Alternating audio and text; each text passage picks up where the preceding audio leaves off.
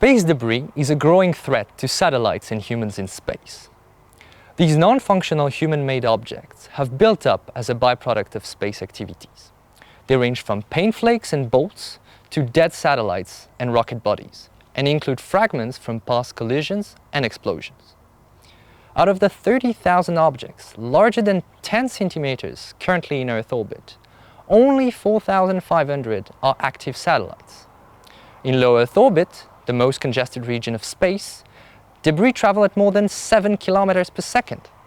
At such speed, even a piece of debris of a few centimeters in diameter can destroy a satellite. The new space economy is booming, and there are plans to launch more than 60,000 satellites in the next decade. Our societies are becoming more dependent on satellites in a wide variety of domains, such as communications, environment monitoring, and navigation. The increase in collision risk is thus a cause for concern. At the International Risk Governance Center at EPFL, we have just released a policy brief on this issue of collision risk from space debris.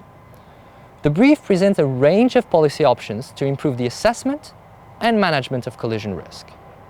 We found that a complete assessment of the risk and potential response options, especially the associated costs and benefits, is still missing.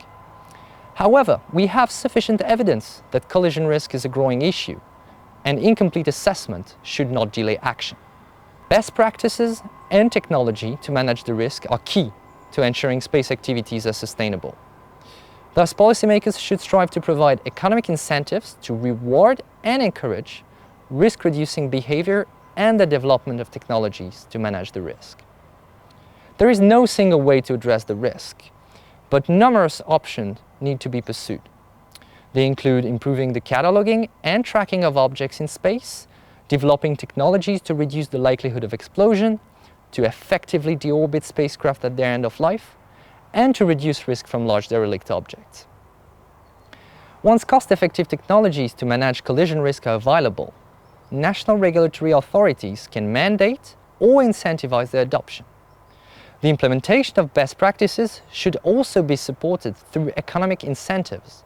The policy brief suggests some key requirements for space missions that should be incorporated into national regulations. For example, every satellite should be able to maneuver to avoid catalog debris, and operators should be required to remove their satellites from orbit in a shorter amount of time after their end of mission than currently required.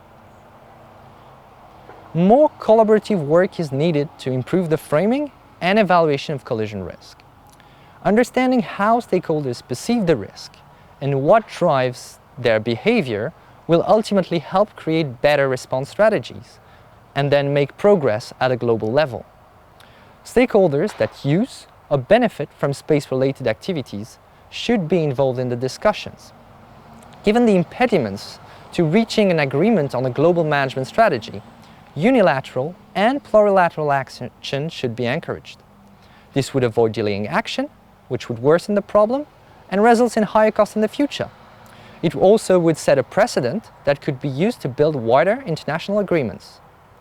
To manage collision risk from space debris, we will need a larger and more committed political involvement at both the national and international levels.